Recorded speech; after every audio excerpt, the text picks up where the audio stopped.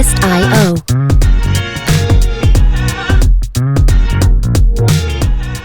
Yo, how's it going, everybody? Eric and Brad Show, episode 88. We are back. We are both here. Eric and Brad Show at gmail.com. Eric and Brad Show at gmail.com. Eric was gone last week. He has spent his time preparing this giant rant about gun control in this country. And Brad is recovering from monkeypox. Episode 88. Eric and Brad Show at gmail.com. How's it going, man? Fantastic. How you doing? Good. I don't watch the news, but is the monkeypox, is that a real thing? I feel like people are scared of. Is that a new disease going around? Yeah. Artlist.io. Yeah. I don't know what it is. Last I heard, 9 people have gotten it in the United States. Monkeypox? Yeah, 9 people. So hide Shut your it kids, down, dog. hide your wife. Yeah. They're killing everybody out in the streets, y'all. Yep, I'm ready to get my vaccine whenever it comes available. Music licensing Hell yeah, reimagined. I'm going to a wedding today. Ooh, a North Dakota wedding? Nordak? Nodak wedding. Hell yeah. Is it in a trailer park? No. No. I've been sworn off weddings for a while now. It was like 2016 went to a wedding, 2017 went to a wedding, 2018 went to a wedding. Oh, wait, sorry. 17, 18, 19 went to a wedding every year. And then I was like, fuck weddings, dude. But then I'm going to one today because it's going to be casual and easy, and it's not a big whole, it's not like a family wedding. Out of those three that I went to when I was going crazy, when I was like wedding crashers once a year going to weddings, the most casual one was the best. Then the other 2 were not as good. I don't know. Yeah, I don't like big old formal weddings. Yeah, because it's not comfortable. No one's comfortable. Everyone's like, what do we do? What do we? It's about as fun as a funeral. Yeah. Yeah, it's ridiculous, but it's okay. Did you see on Wedding Talk? I know this is real stupid. I know who it is, but Kat Von D or whatever. Uh-huh. Did you see her wedding? Did you see the pictures of it? No. Dude, it was pretty cool. She had like a vampire theme, I don't know. It was like super dark and red and shit like that. But they had hung candles. Like, obviously what they did is they hung candles from strings. And so it just looked like there was a bunch of floating candles in the room. I don't know. It was fucking... And the wedding cake, dude, that wedding cake had to have been a fucking $25,000 cake. I mean, It was like a fucking castle. It was... I don't know. I mean, those weddings I went to, one was in Sandpoint, and it was super casual, and it was great, my buddy Casey. Then the other one was in California. Then the other one was in Virginia. These are like... To go to weddings across the country is a ridiculous deal. What I liked about the whole thing was the one in California was open bar, and that was the only open bar I've ever been to, and it was really cool to just, I don't know, that it was open bar. I was like, this is sweet. And at that wedding, I witnessed something that I don't think anybody else witnessed, and I've never told anybody what I saw, and I never will tell anybody what I saw at that wedding. And I think about this. Why would you say that? I'm just saying, this is something that, as a man... You're a piece of shit, you know that? As a man, and you witness something at a family wedding, these are things that you have to carry the weight to your grave with, and I will never tell a soul what I saw at that wedding. That's awesome. That's just fantastic news. Everyone just let your brains just spin with that. And these are just the things that you have to deal with. Dude, I feel like I may have told this story once, but when I worked at Sandpoint Music, Eddie Fontaine, this dude that does sound, a lot of the sound at Sandpoint, like he usually does the festival and shit like that. He had the festival going on, but his wedding, and he had already like signed a contract to do this wedding and have the band come in. Yeah. Yeah, great guy. I like Eddie. Yeah. Mm-hmm. I know his mom too. So he came to us and hired us to go run the sound under his contract. And so he went out there and he like watched me set everything up, and he was essentially making sure I knew what I was doing, and then watch me do a sound check on the band. At a wedding? So, yeah, so it was a wedding. There's this place, dude. There's a place like by the golf course, the Hidden Lakes or the nice golf course there. Uh-huh. You know, there's like another golf course like tucked in the woods back there. It's fucking weird. It's like 4 holes. It's like someone's property, but it's like a golf course, and it's like, dude, it's insane. It's the coolest piece of property I've ever seen. And so this is where this wedding was. And I mean, it was all out. It was all catered. It was it was like almost like TV wedding, like what you would see in a movie. Like just very big, very everything by the book. You know what I mean? Yeah. Big tent. Everyone's got a microphone. They're all telling story. Like just big old to do. And so I went and ran sound for the band. And this band had all come up from California, and then we just left everything set up, like that we did it for the dress rehearsal, and we just left everything set up. Then the next night, well, then what made me think about this was open bar, and like they had hired, like I think Eichhardt's to come out and set kegs up, and then but it was all paid for, and so I'm out there drinking like while the wedding's going on, I'm just going to get beer. Like everyone's sitting in the tent, and I'm just waiting. You know, for everyone to come over to the bar, and I start getting pretty trashed. And fucking, I've had a paid gig wedding. It was pretty bad. And, dude, once all the people had filled in, like into the dance area, it changed the sound. And this will happen, like when you do a sound check on a band. Once you put a bunch of bodies in the room, it changes like the acoustics of it. It all started feeding back, like really bad. Like fucking, dude, it turned into the biggest debacle. I'm fucking shit-faced, and I can't stop the feedback from coming through the fucking PA system. So it's like people are dancing. It's like, oh, ah! And it's just like, oh, fuck. Oh, my God. It was real bad. It was real bad. And then the fucking band ended up giving me mushrooms at the end of the night, and that was a... That's fucking weird. I played the weirdest game. I can't believe we did this because I have all this gear from the music store. Like, dude, we had supplied everything. We had supplied everything. They barely brought any instruments with them. So, 10 o'clock at night, I don't even know, maybe midnight. Fucking, we fucking take these mushrooms, and I called my 2 buddies like an hour or 2 before, and I was like, I need help wrapping this shit up. Because I didn't really think about it, but when it came time to wrap up, it's pitch black outside. I can't fucking see anything. So my 2 buddies come, and then we take the mushrooms, and we're like, oh no. We're like, we better get this gear loaded and get the fuck back to Sandpoint as fast as possible. So yeah, we played this like race game on if we could get everything back before we started frying. And we did. We got back. We got to Sandpoint Music. It started unloading, and literally, like, as we start unloading, fucking, we just start frying. And then we're just giggling and laughing. And then it was great. But, yeah, anyways, the getting drunk at that wedding was, oh, my God, it was such a bad ordeal. Like, when you're drunk and then you're, like, trying to take care of something. You know what I mean? And it's just, like, you know it's, like, it's serious, but you're, I don't know. Jesus. Sorry, that was my wedding story. Well, yeah, it's wedding season, I guess. Wedding season. Dude, I got a story to tell you, and tell me how. I can't figure it out. So we have this neighbor, like 3 houses down. There's a debate between me and Cheyenne now.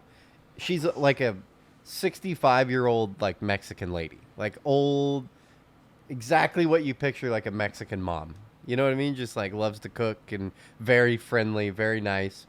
Bigger. And she's always like walking up and down the streets, and she's always, I don't know, very, hey, how you doing? How's Aurora doing? Blah blah blah blah. Well, she. Like, I don't know, 3 weeks ago, she brought us donuts. And she's like, hey, I got all these extra donuts. Like, here, take these donuts. And I'm like, oh, okay.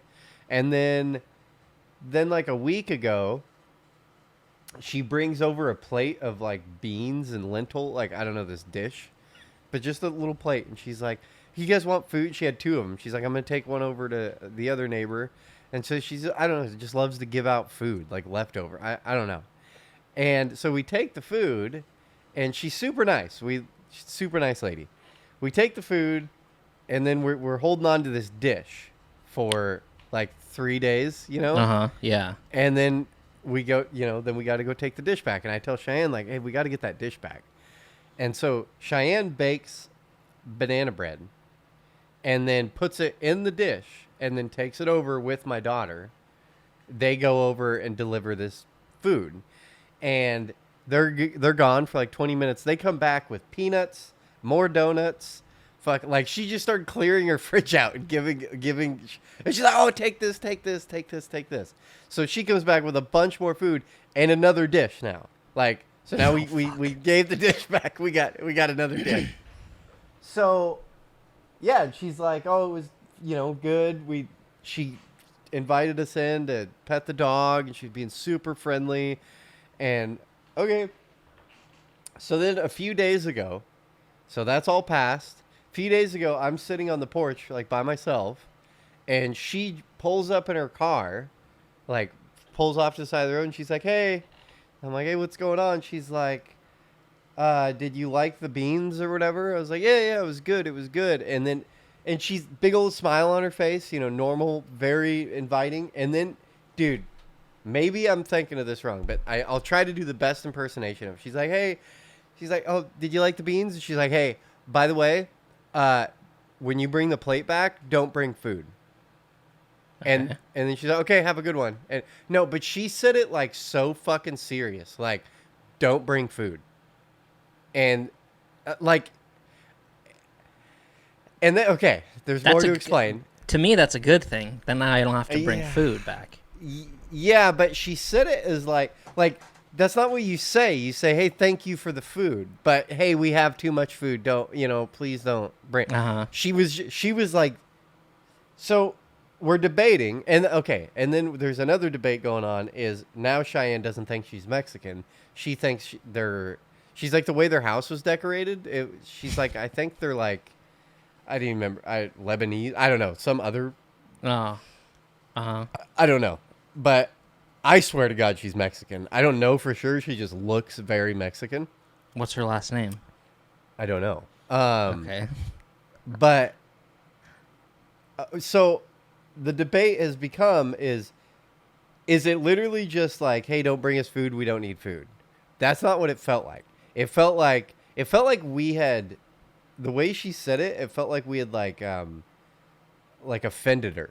You know what I mean? Like we did something culturally that she's like, because she like looked pissed. She's like, "Don't bring," I can't, but it was not, it was weird. I was like, what? Like, as she drove away, I had to like, I don't know, it just totally fucked me up. Just like, what is, I don't get it. Like, and then then I told Cheyenne, and she's like, she's kind of pissed because it's like, you don't say thank you, or you know what? I don't know. Like, we can't figure it out. It's like, is there someone allergic to something in their house? Like, what? I don't know. It's weird. That is fucking weird. So you still have the dish? Still have the dish, dog. It's gonna have to be me that takes it back because Cheyenne's legitimately like butthurt over it. She's like, fuck that bitch. That's fucking weird. It was very weird. She likes giving you guys food, apparently. Dude, it's just. But she doesn't want food back. Yeah. Which is fine with me. But you did give food back, and now I don't know. It's not like Cheyenne tried to give the banana bread and she was like, no, or something. She took it. Yeah. And now she's like, no more. I don't want your shit banana bread. Hey, exactly. That's what. I was like, did your banana bread suck? She's like, no, it was really good banana bread. I have people who have brought me Thanksgiving dinner, not last Thanksgiving, but the 2 before that. And there were, the first year it was in Tupperware, which I returned. I cleaned and returned empty. And then the second year, There was actual dishes, and I still have them, and I use them probably weekly because I like them. They're really convenient, so I still have those dishes. Are they butthurt that they don't have their dishes? I don't think so, but I've kept them, and I'm not going to give them back. Is it a good friend? Yeah. Okay. Yeah, I would steal a good friend's dish. I'd steal your dishes, that's for sure. Yeah. Well, and I'm not one to bring food anywhere. I don't know. Yeah. I don't That's know. interesting. I thought it was weird. Dude, that is weird. Dude, oh yeah. So, I mean, before we get into anything else. Yeah. Oh, man. Top Gun Maverick? Dude, 2 weeks ago, went to the theater. Oh, man. Turn and burn, boys. Oh, fuck. Anyway. That's all I've been hearing about for the last week. Is that That movie was so fucking good, dude. The moment has passed.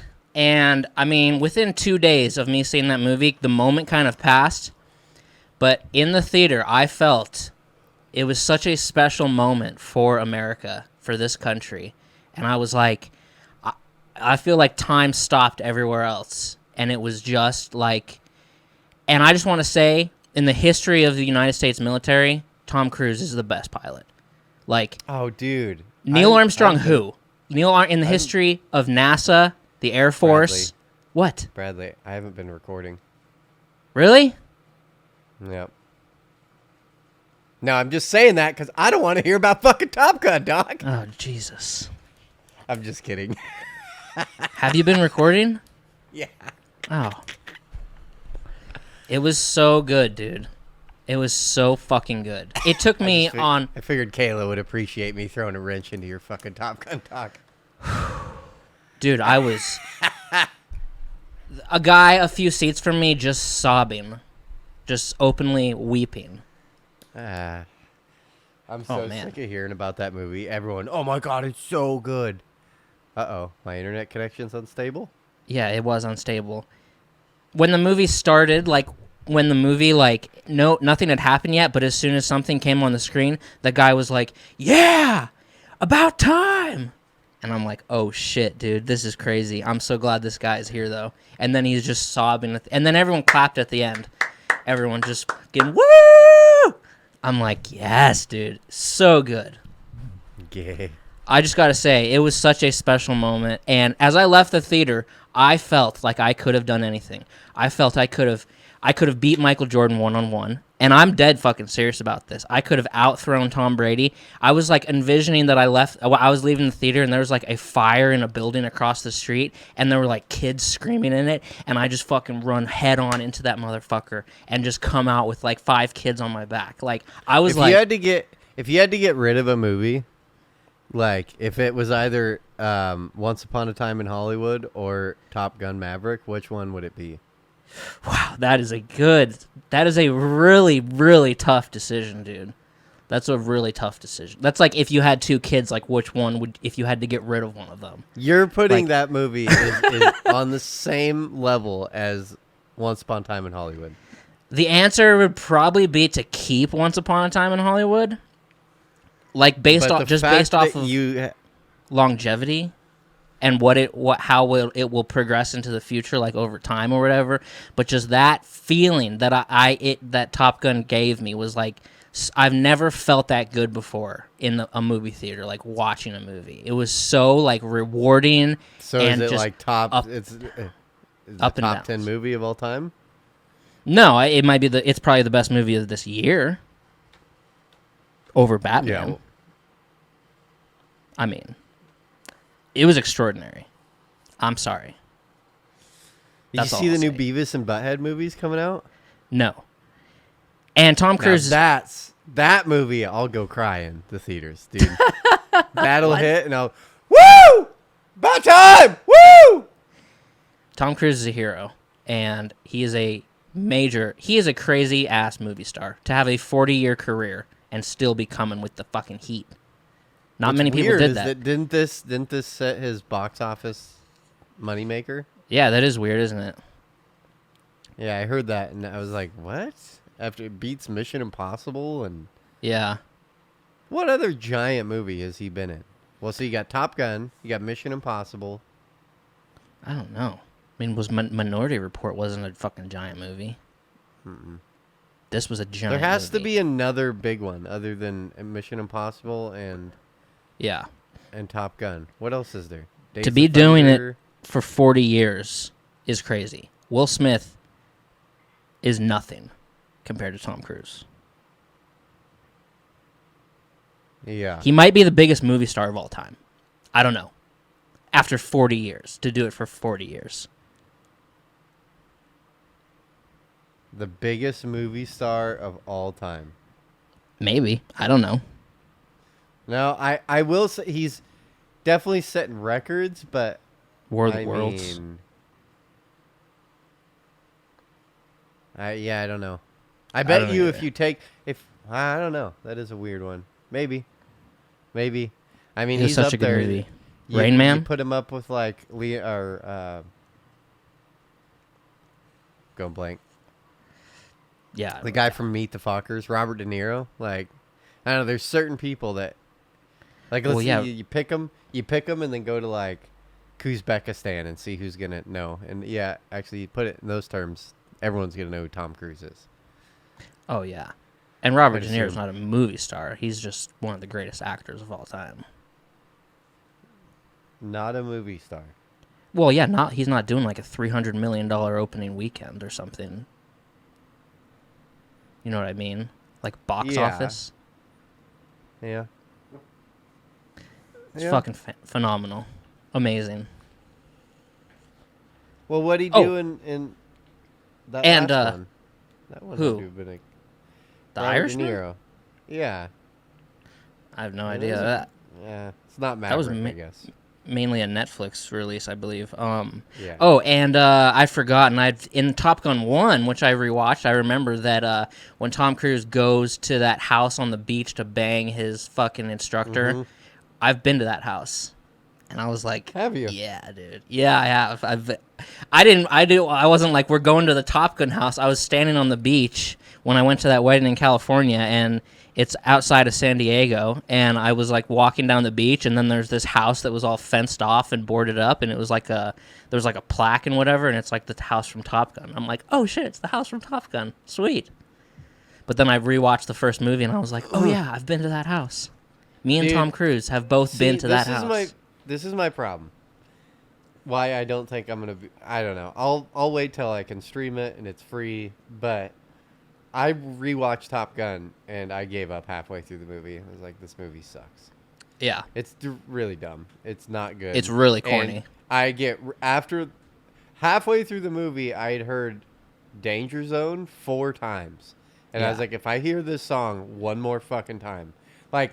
Did they only have money to buy one song throughout the whole fucking movie and just put it on repeat? Like, how lazy is that? That you just keep playing the same song over and over and over. Well, the other song from that movie won the Oscar that year for Best Song in a Movie. Which song is Take that? my breath away, dun dun, ch dun dun. During that world's most awkward sex scene. Uh-huh. Yeah, Yeah, I didn't like it. It was stupid. it's very And I have a corny feeling, and homoerotic. How's that? The whole movie is just a bunch of dudes with their shirts off on the beach or in locker rooms, and the director even said, "Yeah, for that volleyball scene, we basically had no women there and just oiled all these dudes up and just shot a bunch of muscles." So it's a very homoerotic movie. It's not that good. Well, what if you're a woman watching it? Then you love it. But is it still homoerotic? No, I don't know. Isn't that what the movie's like made for? Is like women? It's like a Probably. 50 Shades of Grey that got mixed up with jet planes, and they're like, oh shit, dudes like this movie too. Fuck. Yeah. I don't know. Second one's better. Monumentally better. Stupid. Not stupid. You're a bad American. So yesterday was my birthday, and Happy I birthday. had been. Thank you. I had planned. It was my day, and I was gonna do what I wanted to do. Well, my birthday present to myself. You're gonna think this is dumb. I got 2 more of these headsets. Bam, dog. So Nice. now I can fucking have a band in here, and everyone can wear these headsets, and we can all play through. I don't know. That was my present to myself. Was these 2 of these new headphones, but I had like a plan. Went and started a fence, and I'm building another fence in my backyard, and I don't know. It's a good project, fun project, and I was like, that's gonna be my birthday project. Just leave me alone. Let me go build my fence. I'm be a happy fucking camper. I'll be happier than a fucking clam and shit. And then yesterday, about 8:30, getting out of bed, Cheyenne comes in and she's like, fucking dryer's toast. And literally both the washer and dryer dead. Like, Wow. spitting weird codes, error codes, just toast. So yesterday, all fucking day was washer dryer talk, dude. It took me from 9 a.m. till 3:30 to get the washer dryer thing under control. It was fucking bullshit. I was so pissed yesterday. One, get this. You can't just go buy a washer dryer. No one carries them. Like they don't carry them, which is ridiculous. Just I'm telling the people, I'm like, I'll drive to your warehouse. Tell me where the warehouse is. I will drive there to go get this. They're like, oh, it's 2 weeks out for a washer dryer. What? Wow. Like, yeah. No, it's not. I need a washer dryer today. Today it has to happen. Yeah, so I was pissed. Gave up on Home Depot right away because they're 2 weeks. Then I run into another problem is that my dryer is a gas dryer. And I guess those are even rare to come around these days. I never even heard of that. Yeah, they have gas, and so Weird. So most dryers are 220, but Yeah. gas dryers are 110, but then have a gas line running into them. And then so I go to this appliance store, and that guy's like, "Oh, if it's gas," he's like, "Oh, you might be 4 weeks out on a gas one." I'm like, "Oh my god, dude!" So then I'm like, "Well, I gotta go home and run a 220 into this fucking room. That's what this day is gonna. I'm gonna be an electrician today and run a Jesus. fucking 220 outlet into this goddamn room." Just so you only have to And- wait 2 weeks instead of 4? I needed it today. Like it's gotta. Like I'm figuring out how to get a fucking washer dryer in today. There's no ifs, ands, or buts. This is what's happening. And so, luckily, at the appliance store, they have ding and dent shit. They had like 10 of them there. So it's like stuff people have returned. It's brand new, but I don't know, scratch on it or whatever, and they don't want it. I didn't give a shit. And that was another thing. He's like, well, we're not going to be able to find a matching pair. I'm like, I don't give a fuck about a matching pair. I was like, Oh, I want a Jesus. washer and a dryer. You know what I mean? Like, does it wash clothes? Then it's good enough. Does it dry clothes? Then it's good enough. That's what I need.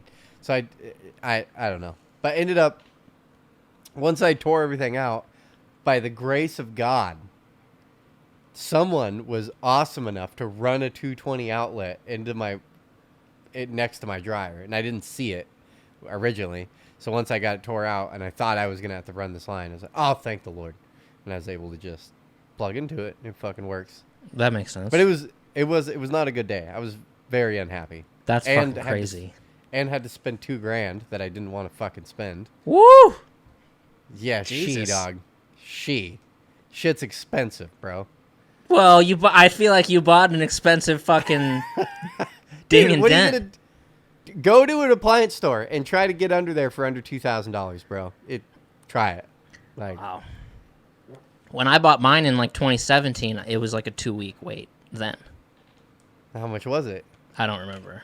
I feel like it might have been like 1,500, the mid thousands for 2 that match that are new, that I still use. I never thought of people having to need Wait a it the day of. second. You own your own washer dryer in a rental? Yeah, Why? I bought them 5 years ago in a rental, and I moved them now. This is the 3rd place How many- they've been. I've never been in a rental that doesn't have a washer dryer.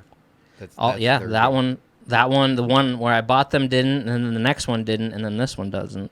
So, The fuck kind of landlords out there not supplying washer? Because if you're a renter, how do they expect you to provide that? And then when you're done with your rental, you move to the next one, and like, now I got a washer dryer. That's stupid. Well, yeah, I'll take it with me. But what if you move into a place with a washer and dryer in it? Then I'd sell them. I like them. No, I'm not. That's not the point.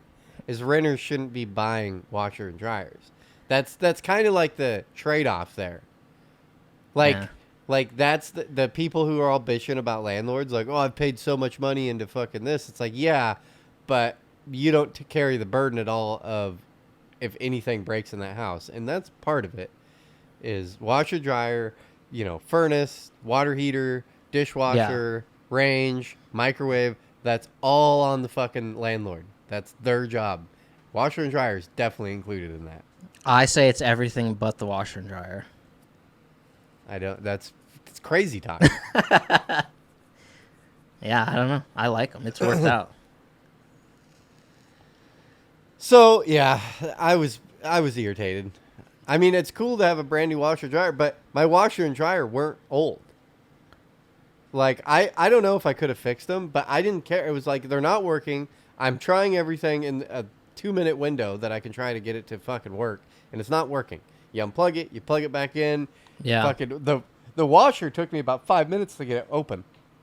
It was locked, and I almost went and got a crowbar and fucking started busting that fucking thing open because I was like, "Give me the fucking clothes!" And just shaking the fucking washer. That's funny. So you got the money. Don't you got Dude, I don't money. not you spending $2,000 here and there, shit starts bank accounts start fucking diving, bro. That's too much money to be spending. Yeah, I hear ya. That's a lot of money.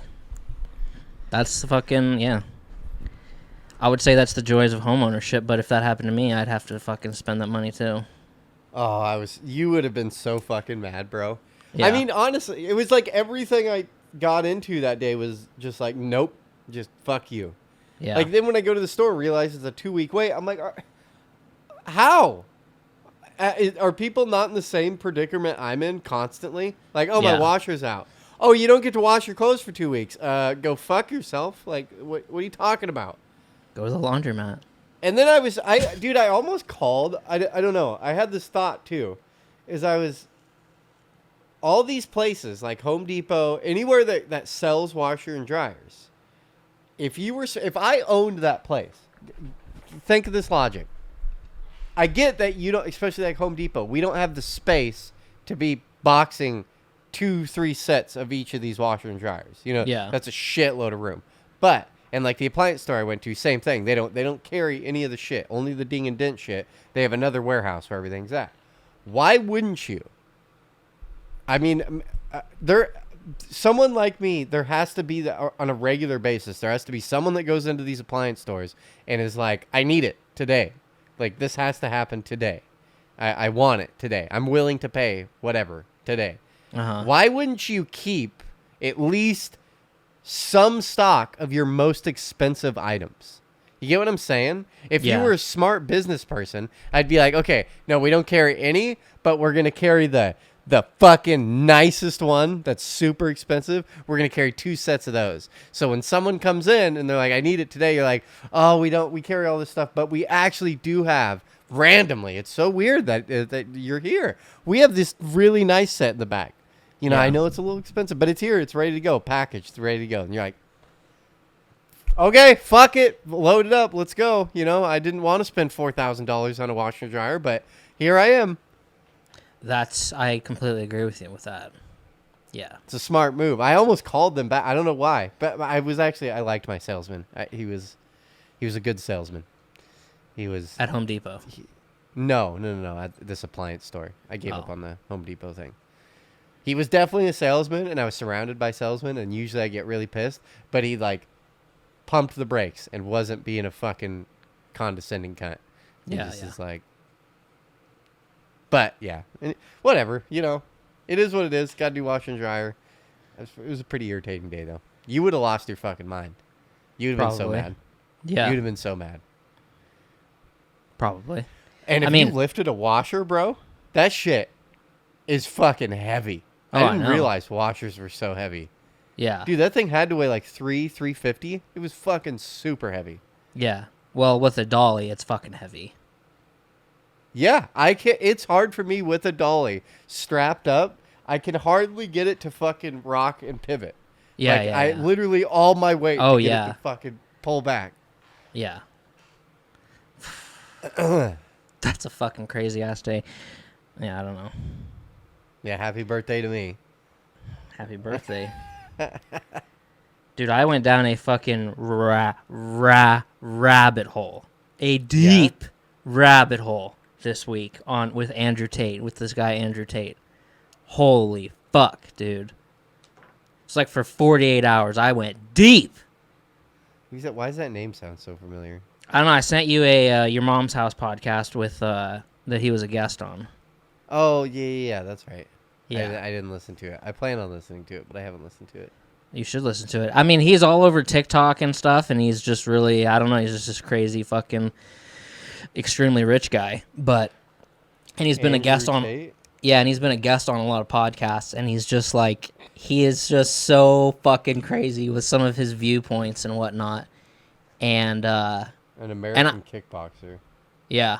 And I'm quitting vaping. He convinced me to quit vaping, so as soon as the Juul pods that I have run out, I'm not going to buy anymore. But yeah, he's really like not PC, especially with his views about women. But when it comes to like making money or just kind of being like a grown-up man, his views I like a lot of them, but when he starts talking about women or how women are supposed to act, then he gets real fucking out there. Yeah? Yeah, it's fucking craziness. But so was he big on Your Mom's House before? Like, were they using him in TikToks or something like that? Is that why? Yeah, I believe so. Yeah. Mm-hmm. So they were like making fun of his TikToks because he's like a super misogynistic dude. Yeah. Okay, so I've had to have at least heard his audio before. I'm sure. Yeah, but like he's all just like, just like stay in the kitchen, and if it's disgusting. If you're with, yeah. If you're with a bunch of men, that's just disgusting, and you no longer have value. And he gets like real. And Tom Segura is just like, yes, I'm totally. He's like, he's saying a lot of good stuff, and like, so he gets real wild with that shit. But you can listen to someone and agree with only half of what they're saying. Like, it doesn't fucking matter. So, no, you can't. Yeah, you can. So I loved it. It was crazy. It got me fucking fired up, just like Top Gun 2 did. It was like, holy shit. shit. Hit some women? No. Dude, I was walking through the store. Was there more to that? No, not really. I was walking through the store the other day, and I go by the magazine aisle in Safeway. Jesus. And there's 2 Sports Illustrated swimsuit editions out. And I don't understand why there's 2 of them. They look the same, but they're 2 different covers. And, I didn't quite get that. One was like a 70-year-old woman on the cover in a bathing suit. Like, too old to be too old. Like, there's hot old women, you know what I mean? Like, Cher did some, like, pictures where it's like, goddamn, like, she, like, looks good. You know what I mean? But it's usually like, when you say hot older women, you're talking like 24, 25. No, I mean, there's some, like, Just kidding. Like, Horrible Bosses. She's getting pretty old, and she was fucking banging in that movie. Oh, yeah. Yeah. Jennifer Aniston. But, no, this is like an old lady. Like, this wasn't attractive. There wasn't anything attractive about her. She was old, in a bathing suit on the cover of Sports Illustrated. And then right beside that one is another Sports Illustrated. And this girl's like 280 on the cover of it. And it's just like, dude, what is happening? This is crazy talk. This is crazy talk. This is not beautiful. And, like, who's buying? Oh, I know. Nobody is. Like, isn't Sports Illustrated directed at men? Why are you going to try to... You're going to fail as a company. You realize that. Like, your target audience is 20 to 30-year-old men. Yeah. And who's buying that? Like, you think, I have no idea. Like, it just drives me. You think some blue hair's like walking down the aisle, all covered in patchouli, and then sees that Sports Illustrated magazine and is like, good for her. I am buying that magazine. No, they don't give a fuck either. Like, no one gives a fuck that you're doing that. Yeah. That's fucking weird. Was it Sports Illustrated? Who was the one with the one with Down syndrome? Is that Sports Illustrated? No idea. I have no. You didn't hear that story? No. There's a Down syndrome model, and she's like posing, like real nude, like I don't remember what magazine it was, and then it was a big debate. Is that wrong? You know what I mean? Is it wrong to sexualize someone that's mentally handicapped? Yeah. Because do they really know what they're doing? You know what I mean? No, I'd say it's wrong. Even on that Your Mom's House with Andrew Tate, they asked him about plus size models, and he said whatever he said. But then Christina Pajinski or whatever said, she's like, you know what? For the first time today, I actually agree with you on this. I don't want to see someone who looks worse than me or whatever model clothes that I'm supposed to buy, like model the clothes that they're trying to sell to me. I want to see someone who looks better than me model clothes that they're trying to sell to me, or something like that. So she actually agreed. It's crazy. I couldn't believe. I don't see how magazines even still exist in general, but yeah, who the fuck is buying a magazine? No, yeah. I mean, as a fucking 12-year-old, I would have, if there was a super attractive swimsuit model on the cover. If there was a 70-year-old and a 300-pound girl, you would have been so into it. Like, damn. No. If there was a super attractive girl on the cover of that, I probably would have tried to steal the magazine or something, but yeah. You're a bad kid. That's nuts. Oh, I know. There's a hill in Portland that goes downtown from Beaverton. I don't know if you've ever done that. Have you ever taken 26 out of Portland? It's like a big, long hill. Just goes downhill for 2 miles. Isn't Beaverton west of Portland? Yes. So no, if you head out of Portland and you head west, you go straight up a fucking hill. I'm coming down that rush hour traffic the other day in the morning, and so everyone's like trying to get into Portland, as fast as they can. And dude, there's a semi, like a double trailer semi, stacked with steel on his deal, and I watched like 10 people just blatantly cut this motherfucker off going downhill. And I'm just like, you guys are fucking crazy. Like, what? Like, and obviously people just don't understand. It's like, that it's harder to stop. He can't stop. Like, what the fuck are you doing right now? Like, yeah. Nice cars too. Like, I'm watching an Audi, nice Audi, like whip in front of him, like where he has 5 feet to their bumper. Oof. And then they're slowing down. I'm like, you guys are, and what assholes. I was getting mad. I'm in the far other lane, fuming pissed. Like, you fucking, and then like, there was 2 of the vehicles were like work trucks. Like, dudes in orange high-vis, like, and like, dude, the first one, dude who was driving a pickup truck that does it to the semi-truck driver, I'm like now trying to get beside him to fucking start yelling at him. I was so mad. I'm just like, you're a fucking, I'm audibly yelling, in my car, like, you're a fucking piece of shit. You know that? You are a real piece of shit. Yeah. Because it's like, obviously, you should know. You're driving around your little truck, got your fucking tools, and you should know the physics of what's happening here. Yeah, fucking Susie Q bitch getting her nails done. She doesn't get it, Yeah. But she still shouldn't get a pass. She's still a dumb bitch. But I would never drive a truck. I don't know what kind of crazy person drives a fucking semi truck. Yeah. Who would do that? Well, and that poor bastard is having to drive right into fucking downtown Portland. It sounds like that's a shitty fucking route. Well, dude, I've talked to so many truck drivers, and I've said it. I'm like, dude, I don't know how. Imagine going into a city that you've never been into, woo, and just driving in a semi. That would be the worst fucking thing on the planet. Literally, nothing could give me more anxiety than that. driving into a new city in a semi. Yeah. With fucking... And so many truck drivers I talk to, they're like, oh, it's not that bad. No, it's easy. Like, you are wired different than me. Like, you don't have anxiety, obviously. Like, that you can just do that shit. And a lot of truck drivers don't. You know, like, I don't know how they're wired.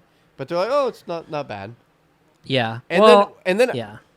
I called the trucking buddy of mine a few months ago and was asking about this. I was like, hey, do you guys use like a navigation system that like is meant for trucks that like will, you know, like and he's like, no, that doesn't exist.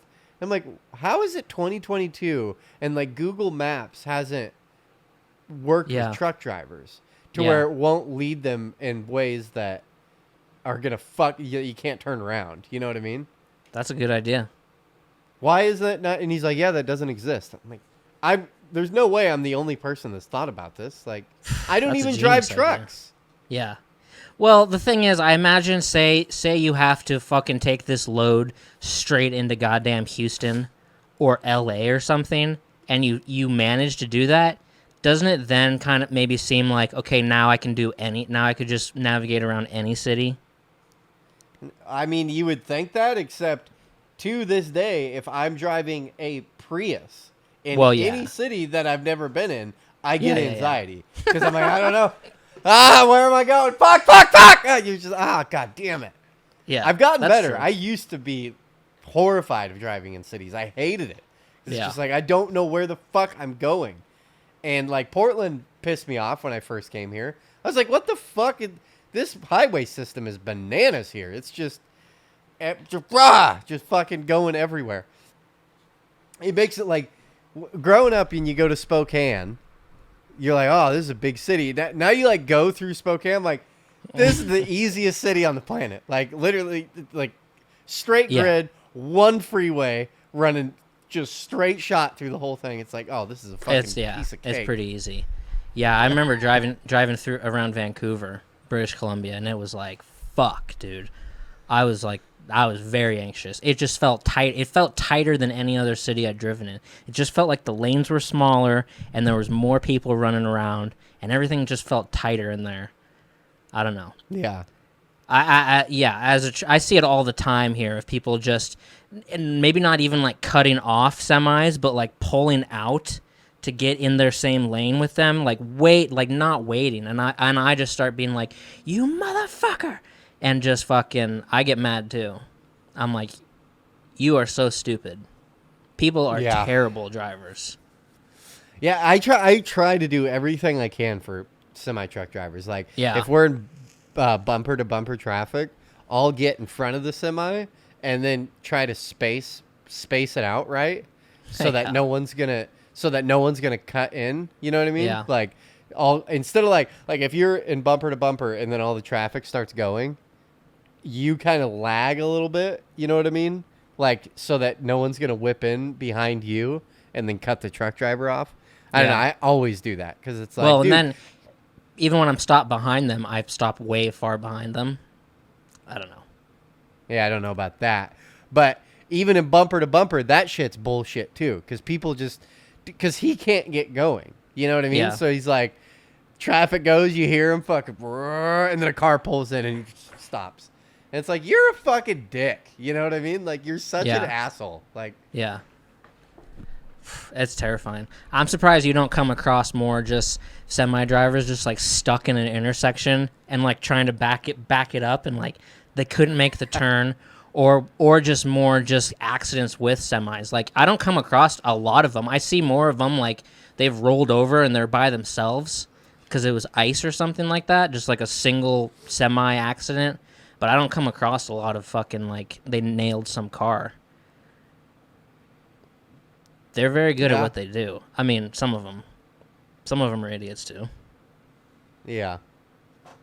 Yeah, for them, I mean, yeah. Dirty dogs. Dude, I saw on TikTok a question. And the question was, if you could commit one crime and by committing that crime, you will ensure that no one can ever commit that crime again, what crime would it be? Once you do it, now nobody else can ever do it. So what would the crime be? I was like, that is a fucking wild question, dude. I think I know what mine would be. But it's like, do you want to go super dark with it and then sort of take that bullet for humanity and now nothing else is going to happen to anybody ever again? Like murder, you mean? Or yeah.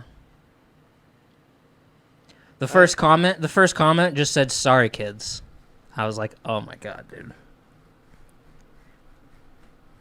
But I think I know what mine would be. Because I'd want to think of one that's like I can kind of live with myself with, and then but at the same time, that is it's weird because it gets weirdly philosophical. Is like yeah. It's like you could be doing a giant service for humanity to take something away. So what would be taking away? And it's like, like child molestation or something like that would be like the ultimate thing to wipe off the planet. But that means you would have to go molest a child. And so I'm not going to do that. I'm not going to do that. That's brutal. But it's like if Jesus was put in that situation, what would he do? Would he molest a child? If he could end it for every kid. I don't know. Would you be a hero if you did that? I'm not going to do that. I think murder, like people say murder. That's not I don't know that. I mean, do you get in trouble for it? Yeah. You're going to get in trouble, so you're going to go to jail.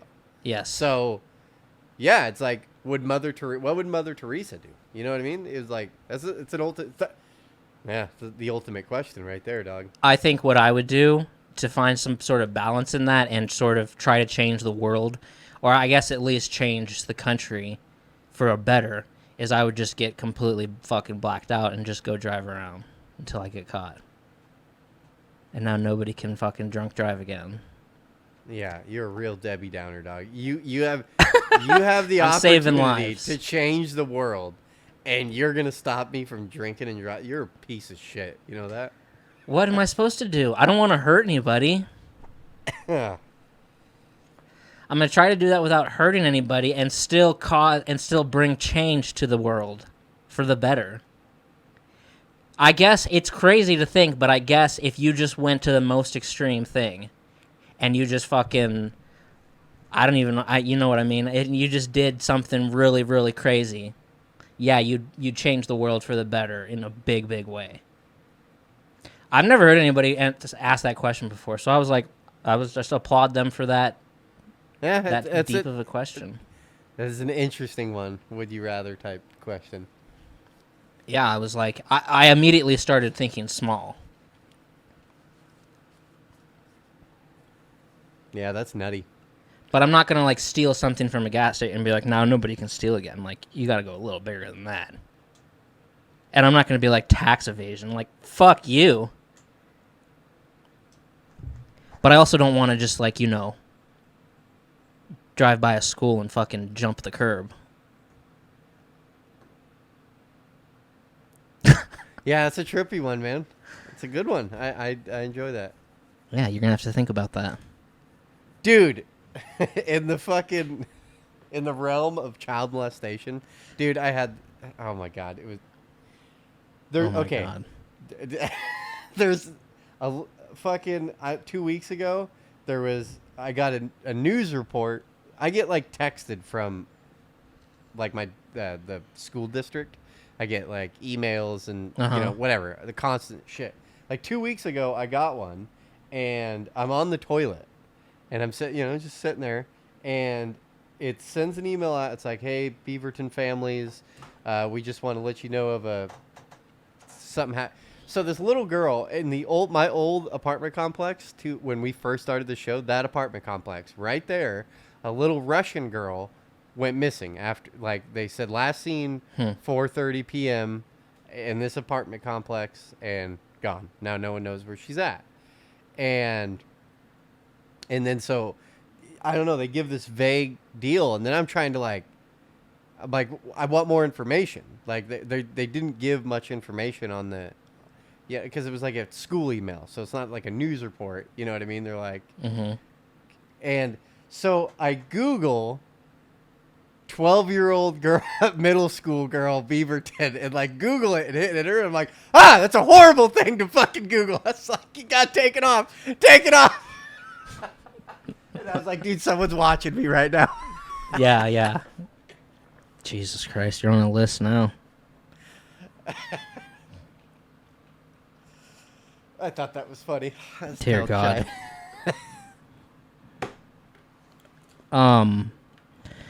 Okay, I need your help explaining something to me. If you can. I think you're a good person to ask about this. Because I want to sort of kind of get a fusion of the old Erick opinion with maybe the new Erick opinion. But okay. I need a full breakdown on this because I'm kind of left like wondering, really. So if you could just kind of explain it to me like I'm an alien of the purpose of this thing. And how you feel about it on an all around in, view on this in society. And I'm talking about in women, when it comes to women, a tongue ring, like a stud in the middle of the tongue. Why is it there? And how do you feel about that? Is this something that was popular a long time ago and is now not cool anymore? And the people that you're talking to them, and when you're talking and then they're listening, then it's kind of being played with and like sticking out of the lips, and it's like, is this purely sexual? What is the point? What is the purpose? And is it some sort of game changer for you? Are you like, you hate it? If your chick came home with one, would you be like, this is not happening? Is it purely sexual, or is it something else? I feel relatively indifferent about it. I do think it looks a little trashy. It's trashy. The trashiest looking of piercings. Wow. Other than gauges. Gauges look so fucking stupid. I used to. Okay. Well, I don't know. It's half and half. On dudes, they're fucking stupid. And once they go above, like, if they're any bigger than the size of a pea, they're fucking stupid. You look like a fucking real piece of shit. Gauges. But a tongue ring. One, I've never had a blowjob from a girl with a tongue ring, so that might change. Like, I'd be interested in it, and I might be really into that. It's definitely lost all its popularity. In like the early 2000s, that was a big thing, and now it seems like I don't run into many people with tongue rings. Right. You know, I'm really sad now that I've never gotten a blowjob from someone with a tongue ring. That kind of bums me out. So you're saying that I'm gonna have Cheyenne go get a tongue ring. Oh, babe. So you're saying that you might be like on the the pro side when it's sexual, but would you want like sounds pretty your cool. your wife walking around with one? Well, see, that's a catch-22. You know, is because it's trashy. Because it looks a little trashy. But she stays in the kitchen. She's gonna stay in the kitchen, so it doesn't even matter. She doesn't need to go anywhere. So the purpose is purely sexual, 100%? Well, I'm not saying that's what other people are you know, in the early 2000s, that it was pretty cool, I guess. Like, you know, that was like the cool thing to do was pierce your tongue. And yeah. I'm sure a lot of those people were not, you know, sexualizing it. We're just like, this is cool. Because there's a lot of dudes with fucking tongue rings. There were at one time. Right? God, yeah, I guess. Yeah, I remember that. It was just like a cultural thing. It was like Jenko's, man. You get your tongue pierced. Okay, interesting. But now I think it's a blowjob thing. Now I think everyone's accepted it. It's like, that's what this is. Jesus. And now I really want a fucking blowjob with a fucking tongue ring. That sounds awesome. I've never put this much thought into it. Did like a fan turn on for you? Oh. Oh, yeah. Sorry. It's off now. Huh. I still don't think I fully understand it. It's very weird. Okay. Are you getting a tongue ring? No, I don't know. And it's like when they go to the dentist, do they take it out? I don't know. It's interesting. I kind of figured the old Eric would be all for it, and the new one probably not. Probably more conservative viewpoint. I'm indifferent about it, but I do think it looks a little trashy. I would never get one, but I wouldn't really get a piercing ever. Right. My views on that have changed drastically. I think dudes with piercing is kind of gay. Like, I don't think dudes should have piercings. Whereas the 19-year-old me kind of wanted piercings a little bit. It's a good thing I was so scared of it. I'm too scared to get a fucking piercing. It's funny I'll get a tattoo. Tattoos aren't scary to me. Fucking piercings are, I don't know, it's fucking horrific to me. No, fuck away from me. Stab me with a fucking needle. Interesting. But at one point in time, my sister-in-law had almost convinced me to get an eyebrow ring. She's like, you look really good with an eyebrow ring. I was like, yeah, I would look good with an eyebrow ring. I was like, and now looking back, I'm so glad I didn't get an eyebrow ring. That'd be so gay. Yeah. At a time, I wanted piercings too, and it's good I didn't get any. That's weird. The tongue rings are still girls, around. on the other hand, I love some piercings. Nose ring, so fucking hot. Fucking, I don't know about an eyebrow ring. Maybe some girls, pretty hot. And a little gauge is pretty hot. Big gauge is fucking gross. That's disgusting. Yeah. I'll agree with you on the little gauge. I don't know. I'm not into that whole fucking piercing shit. Do you have a tattoo? I can't remember this. Mm-mm. No tattoos? Mm-mm. Not into the tattoos either? No, I wanted them for a long time, but it kept every so often it kept just changing my mind on what I wanted. And I'm glad I never got anything because it would have been pretty stupid. You just get them and live with shitty tattoos, man. Yeah, now it would have been stupid. Yeah, to be walking around. All my tattoos are shitty. But I still like them. Yeah. I'm glad I never got them. On this deal, you know what I hate on women? Leg tattoos. I think leg tattoos on women are fucking disgusting. I don't know what it is. I don't like them. I think it makes your legs look weird when you have tattoos on them. I don't know. I like arm tattoos. I think arm tattoos look good. Like neck like girls with like chest like up into the neck tattoos, fucking hot as shit. Stomach, back, arms, I could even like the girl dragon tattoo, like even face tattoo on a girl, like a small face tattoo, I'd be into. As soon as you touch those legs, dude, fucking weird. I hate them. I hate leg tattoos. That's a weird opinion. A foot's fine. It's got to be below the ankle and above the hip bone. Okay. Do you not agree with me at all? Do you think? Well, no, because I'm thinking of something specific, and I've seen girls with leg tattoos that were really hot. I just hate it. I'm not saying they can't be hot. It's weird to me. I don't like it. Yeah, that's fucking weird. I think overall, I'm anti the tongue ring. Even if you were getting a blowjob with the tongue ring, you would be anti tongue ring. I don't think I would be where I'm like, what would make this a lot better if there was a tongue ring. Yeah, but what if it's a little better? Don't get me wrong. I could. Yeah, I know what you're saying. You'd experiment. You'd be down with it. You'd be Well, like, yeah. But I'm not saying like, I'm not saying like I would be mad if there wasn't a tongue ring. I wouldn't be like furious.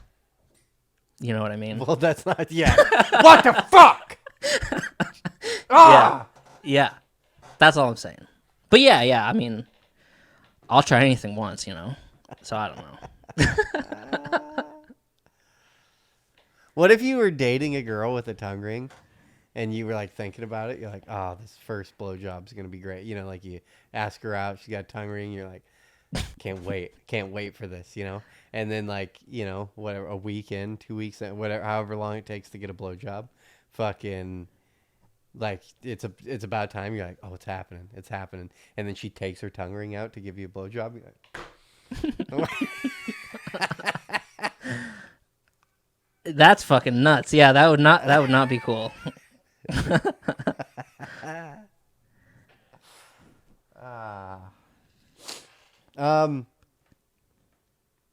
Yeah. I have this whole. I don't think we talked about it. Have we talked about?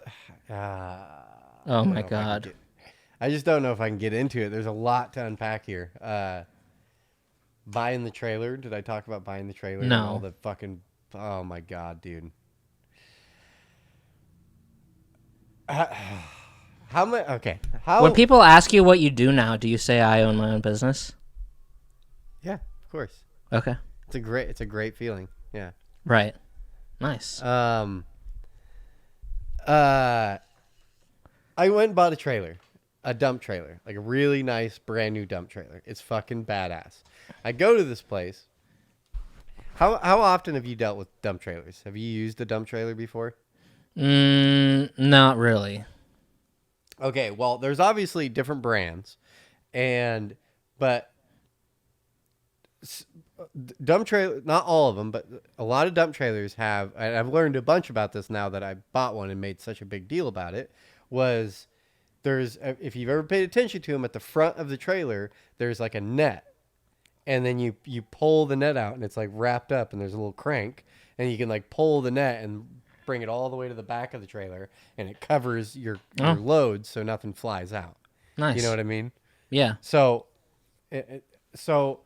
they make them with a bar, like so the net has like it's sewed together at the end, and there can be bars inside the net. So instead of like grabbing a loose net, you grab this bar and pull it all the way to the back of the trailer, and then it keeps your net square and tight. You know what I mean? And then you hook it on the back and then crank it, and it tightens everything down. It's like it's a nice way to do it. So I go to this trailer place. I'm looking at the trailers. One, it was like they were the fucking most arrogant salespeople. Like, it's like they didn't want to sell a trailer. Like, I walk in there, and I'm like, I'm here to buy a trailer. And they're like, okay, well, go ahead and head out in the yard, go look at the trailers. I'll be out there in just a few minutes. If I don't come out, come on back in. And I'm like, the fuck? Okay. So I go out there, I'm looking at trailers, stand there for like 10 minutes. And I'm like, I guess I got to go back in. They're not, no one's coming out here. Yeah. So I go in, they're like, oh, and I don't know if they just thought I was full of shit, when I walked. I don't know if they got a vibe like I'm too young to be buying a trailer or something like that. But I was like, I want this trailer. I want, blah, blah, blah. They're like, okay, well, they have like a kid there, and they're like, he's going to jump on a forklift. He'll go grab the trailer, bring it out to the parking lot. And he's like, then we can start filling out paperwork. I'm like, okay. So whatever, doing paperwork shit. And then I was like, hey, I noticed on all the trailers out there, you have the net, on a little crank, but I was like, none of them have the bars. And they're like, huh? And I was like, yeah, and what's silly is you can see the way the trailer's built, like the trailer itself, not the net. The trailer at the front of the trailer has two hooks on each side of it to house a bar. So a bar would sit there. And then on the back of the trailer, when you would pull it back, it has two hooks where it would hook the bar hooks. It's like it's designed to have this bar.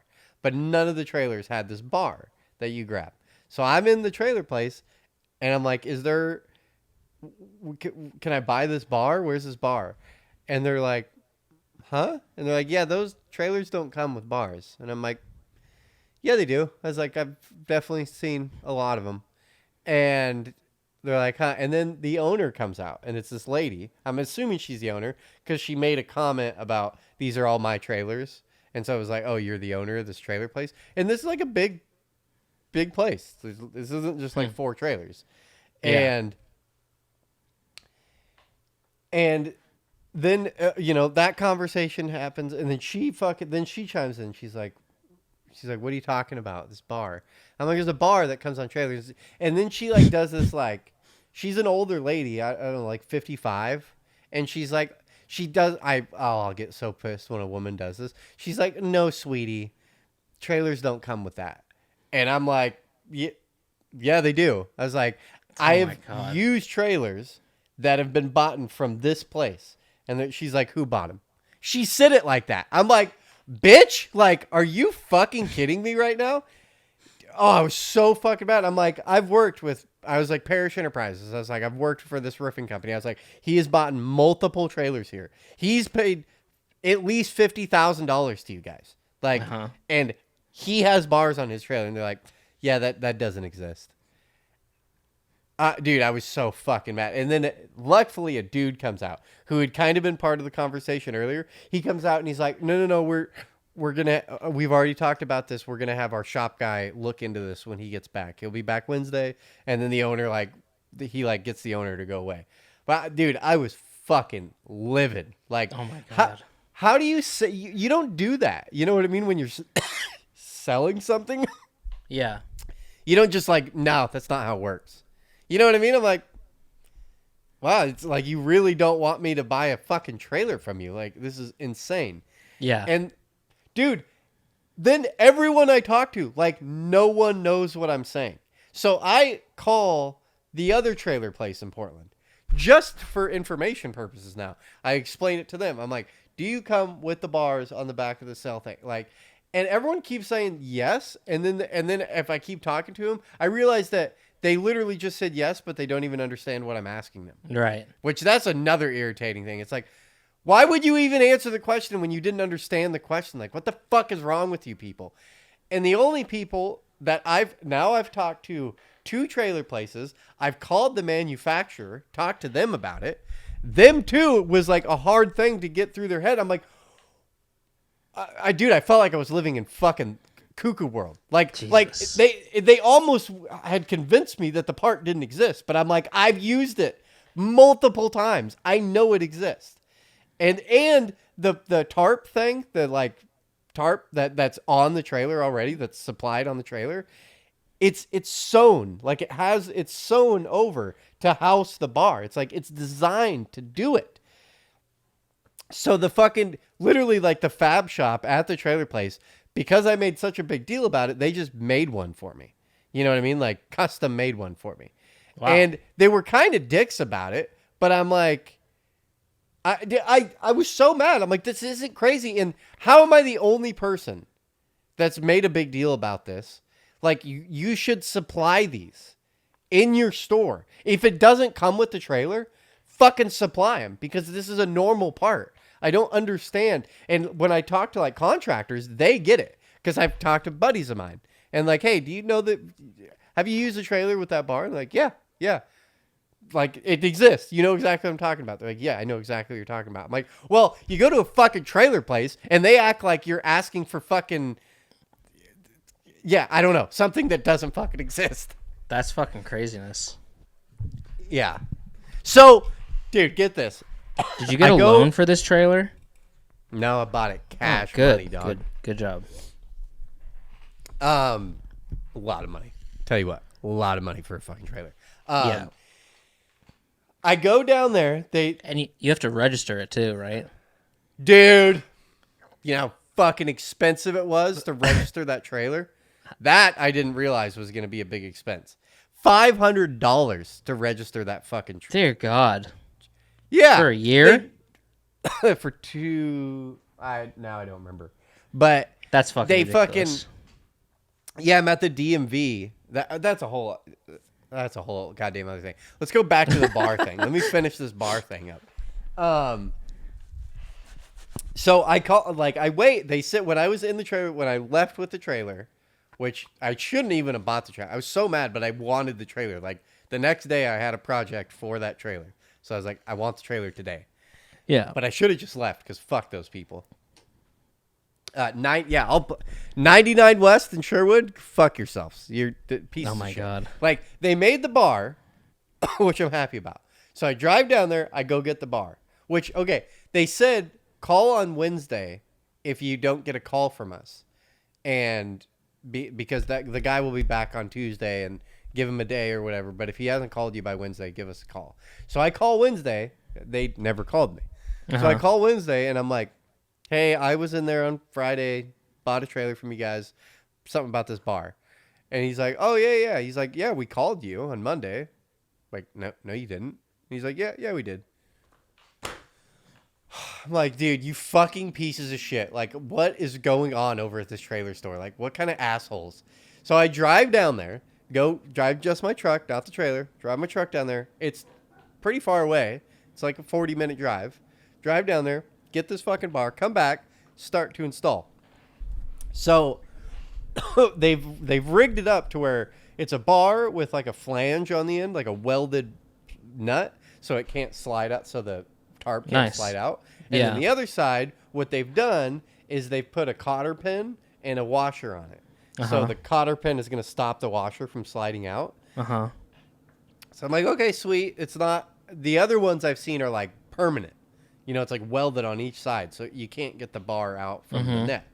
I'm fine with that. I'm like, actually, it's kind of cool. Now I can take the bar on and off whenever I want. I like the idea here. I go home. First thing I do is I just put it in the mount. There's a mount in the front that holds the bar. Oh, my God. It doesn't fucking fit.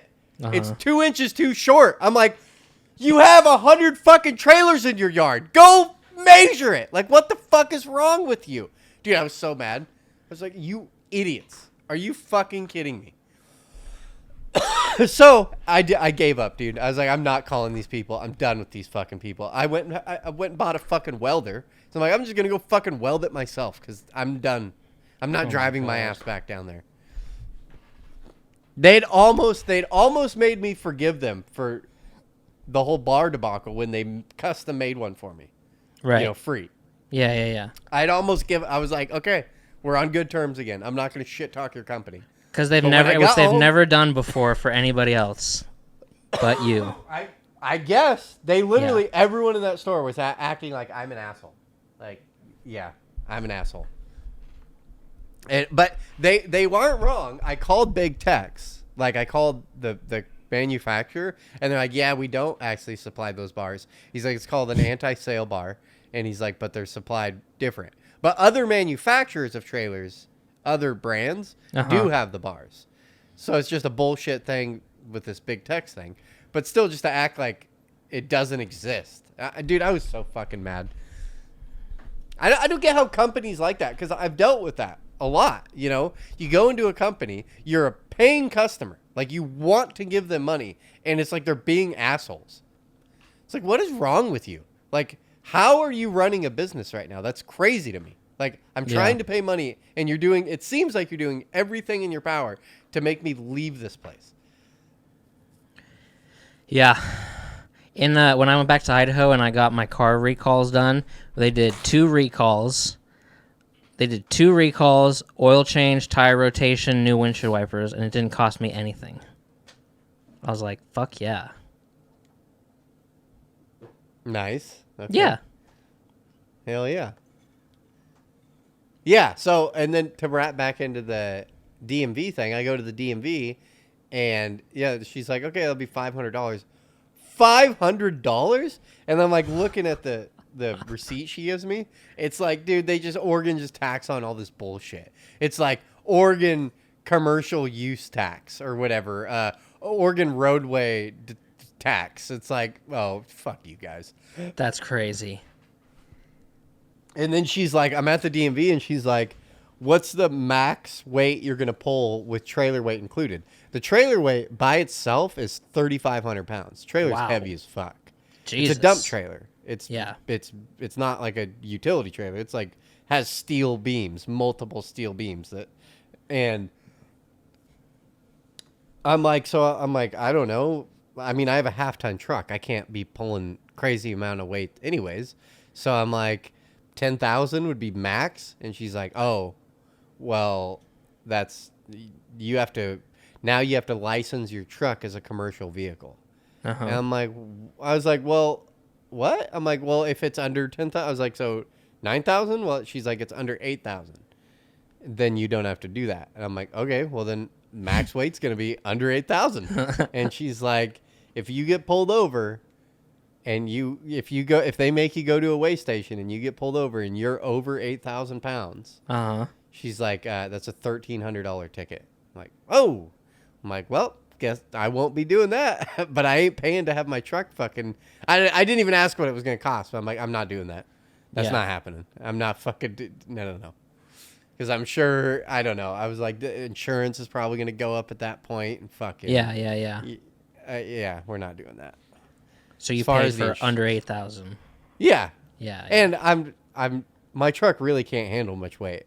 Yeah. And after my first dump load, because the dump here you get weighed, so they have like a big thing and it shows you how much you weigh. Yeah, then you know. And I had it not loaded, but I had it a good load on there, a decent load, like what I would imagine I'd mainly be doing, and went to the dump and fucking,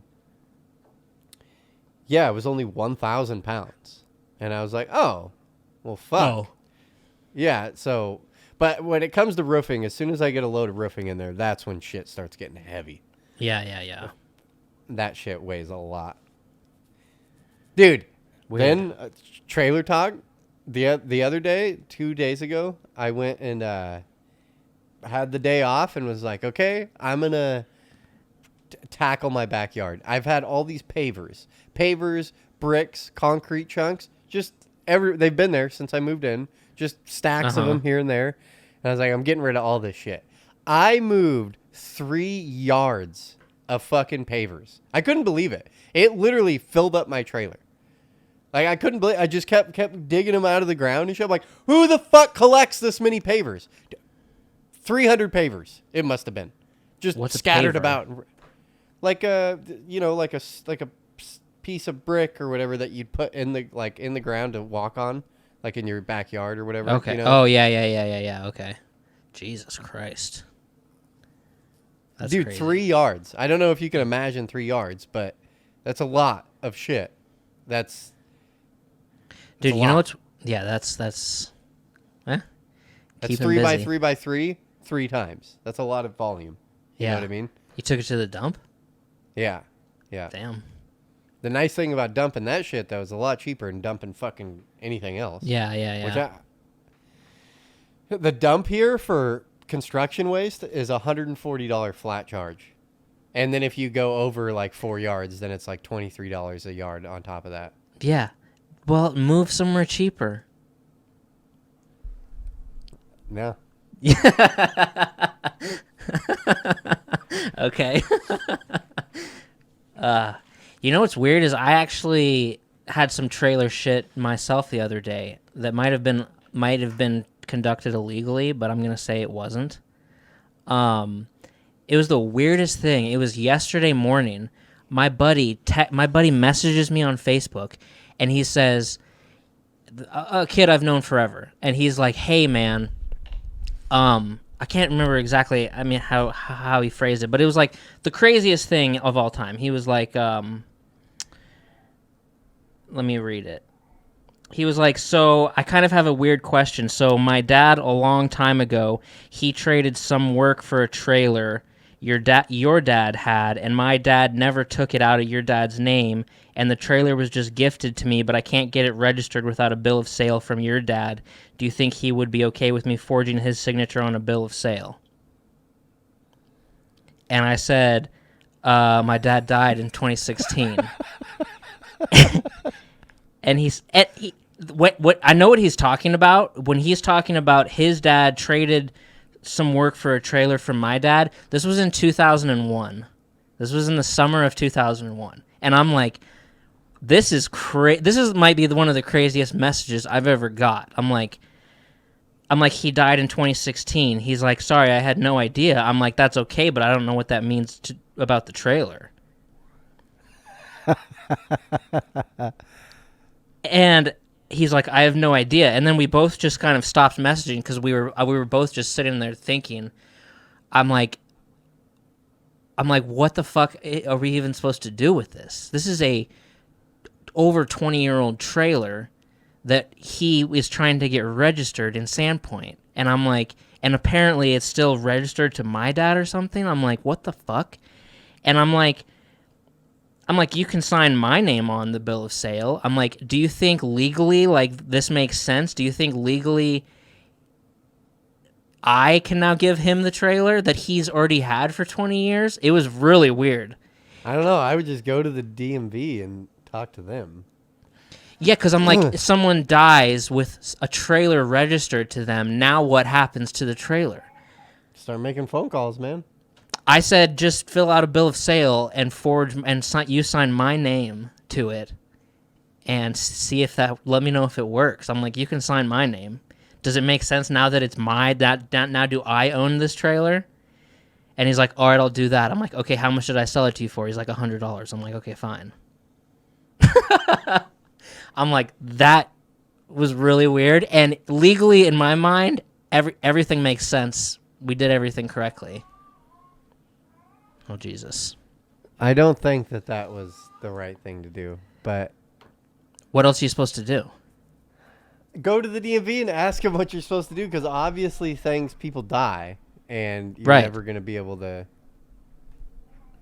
Get a bill of sale from them. But yeah, I'm the kid. Actually, I would just forge a bill of sale. Like 100%. Like, I would even act like... With the dead person's signature? Yeah. Date it for before his death. I don't know. That's what I'd do. I think...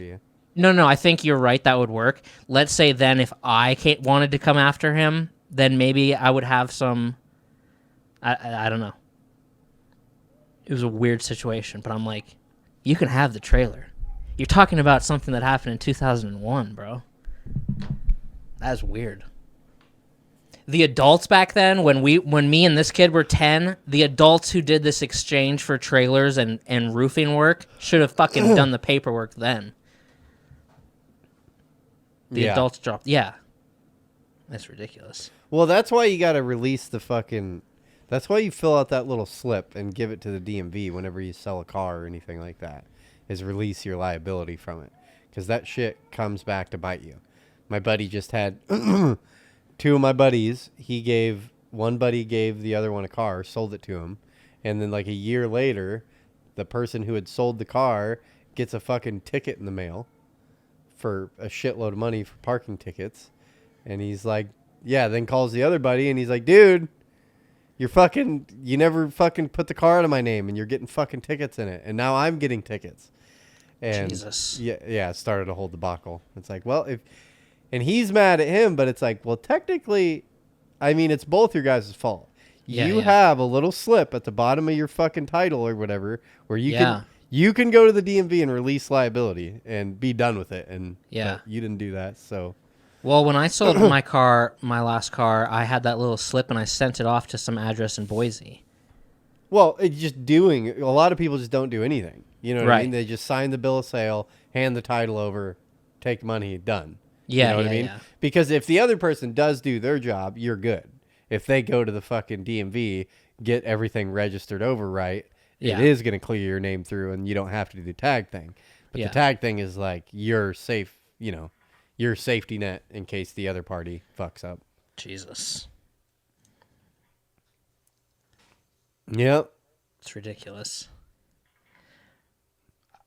I heard something else on TikTok I liked. Some guy was just, I don't remember exactly what the point he was making, but what he really kind of just said that stuck with me was he was talking about like, all your shit that you own, you're not going to take with you when you die or whatever. He's like, just think of it as it's all borrowed. Everything you think you own right now is you're just borrowing it until you die. And I'm like, I like that. That's nice. Because every time I move and I pack all my stuff into a U-Haul, I'm like, I fucking hate everything in this U-Haul. I am so unattached to all the shit that I own, and I've just wanted to push that U-Haul off a cliff. I'm like, it is all just junk. Other than like family photos, guns, pictures, maybe 2 computers. Other than that, everything else, I'm just borrowing this stuff. It's like you don't really own any of it. And I want to just sell everything and just get rid of all my shit. Except for like a tiny little amount of it. That's what I want to do. I was just thinking about that. It's funny you bring that up because I just brought this up to Cheyenne. Is that it's all just borrowed. That sentiment of like you can't take something with you when you die, and it's always used. It's used a lot, and it's always used in like material objects don't matter. Is like what they're getting at. Yeah, but you can't take anything with you when you die. So all your memories, all your family, that shit's gone too. Oh, so yeah. It's not a good argument. It's like, well, you shouldn't be attached to physical things because you can't take it with you. Well, in that logic, should I not talk to anyone ever again because I'm not going to be able to remember it when I die? It's stupid. It's a stupid fucking deal. I like shit, and I want shit, and I'm alive right now. And yeah. Being alive, I like the shit that I have. So yeah, and you can use yourself. You're just borrowing it, though. It's going to belong to somebody else someday, or it's going to be in the dump. Not if I destroy it. Or if you destroy it, or if it's my shit, and I'm fucking taking it. Or I'm going to give it to my kids, which is, I'm not borrowing it from my kid. I'm giving it to it's my shit. It's mine, dog. And then they're borrowing it. It's all just borrowed shit. I'm sick of armchair fucking detectives everywhere, especially when it comes to like mental health and shit. That shit is just overplayed, bro. People like giving their opinions on how people should like live their lives and be self-betterment. I'm done with it. I'm done with it. Well, yeah, there's too much there's way too much of it. It's watered down. It's really bad. Yeah, but you can still pick, and I just pick little tiny things that resonate with me. But the material thing bugs me. I'm just defending my materialism because I like material shit. I love stuff. Yeah, fucking you do. love it. It makes me happy. And that's fine. It makes me happy too. But I get irritated because it's a big thing. Oh, it's not about the stuff. Blah, blah, blah. It's about the journey. Blah, blah, whatever. All that bullshit. It's like, no, I get a warm, fuzzy feeling with shit. And I like the shit. And it's like, no, people's houses are filled with junk. Materialistic crap. Like, are people that talk shit on materialistic crap are the people that can't afford the materials, so they just talk shit on it. And they're like, I'm happier than you are. And that's where, like, self-betterment shit comes from, is people just mad at other people for, like, doing good. And they're like, oh, well, they're not happy. It's like, no, they're plenty happy. Yeah. I love boats and pools and shit. You know what I mean? Like, no, you're unhappy. Everyone's unhappy. And you know what? The person with the boat and the pool, they're unhappy too, but they got a boat and a pool. So they're a little bit more happy than you are. So yeah. Oh, no, I hear you.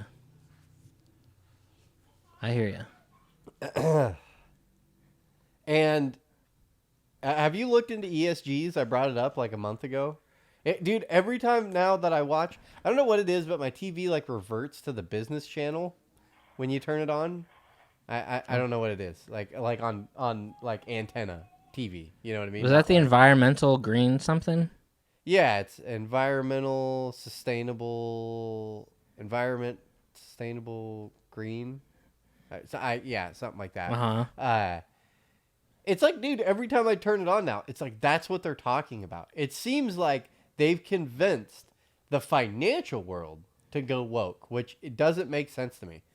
It's like, but I really think it's literally the big push is people's fucking like retirement, like funds. You know what I mean? Like they're like, oh, we need to invest.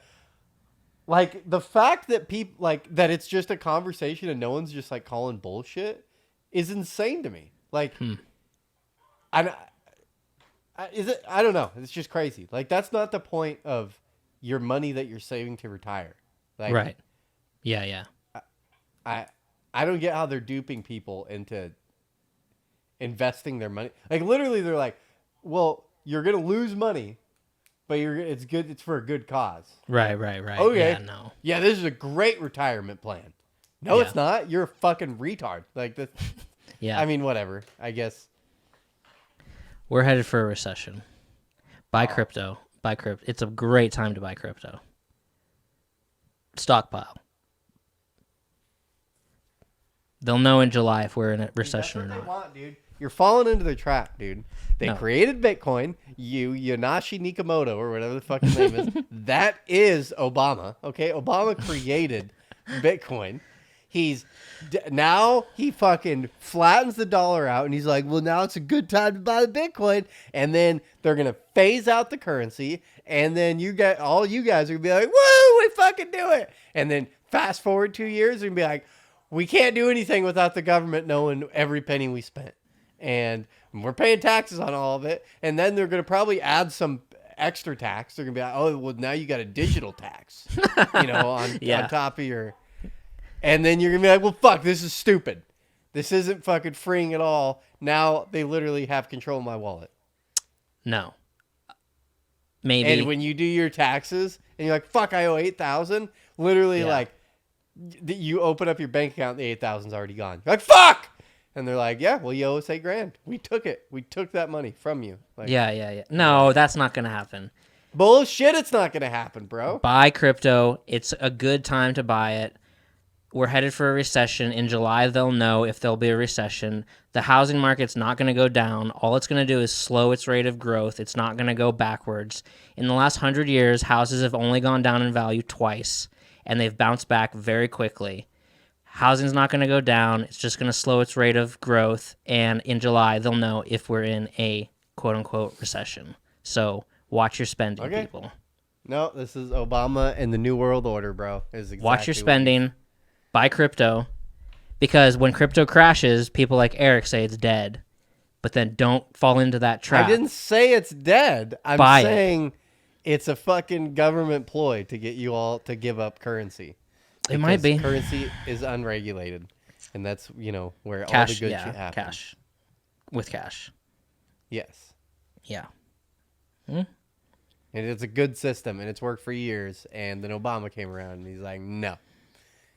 It's fucking wild, wild west out there, guys. We need our money, so we're going digital up in this bitch. Yeah, then there's truth to that. Like they're going through the fucking White House, and she's like, "I'm going to change the curtains. I'm going to change the blah blah blah blah." And he's like, "We're doing away with the currency, motherfuckers!" Boom, and just kicks open the door. He's like, Jesus Christ. Yeah. Oh, dude, guess what I did the other day?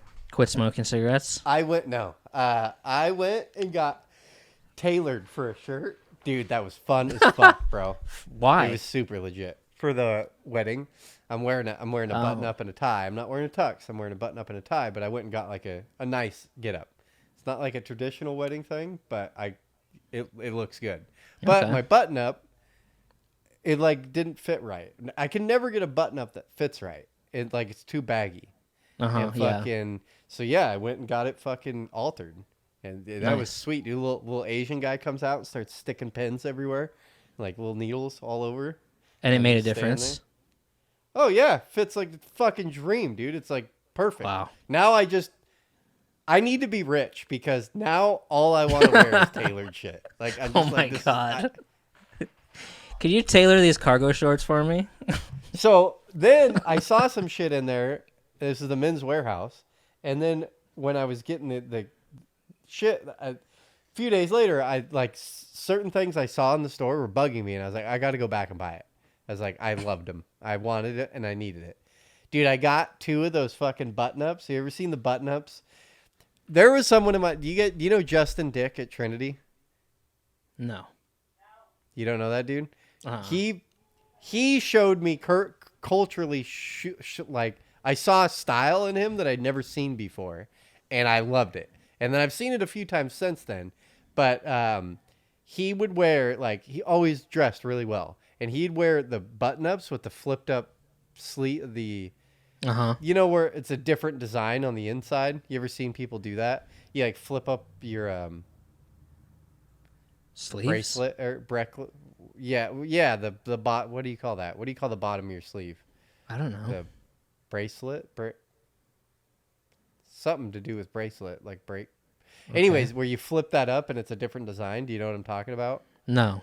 And then usually like the inside button, if you like open it up a little bit, there'll be like a different design on the inside. Okay. And, like, have you ever seen Modern Family? Yeah. Oh yeah. Cam always wears them. Like that's his signature fucking deal. Yeah. I know what you mean. So I got 2 of those, dude. I'm fucking jacked about them. They're so fucking badass, bud. They're Nice. so legit. Nice. Yeah. Do you have a best man? I'm not doing that. We're just no best man. It's not gonna be the typical thing. Okay. We're launching the boat. Everyone's just gonna be on the boat. Then we're gonna fucking be out in the middle of the Ponderay and just get married.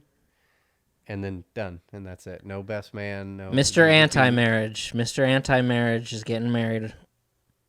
Was I anti-marriage? I thought you were. I remember overrated or underrated. You said it was overrated.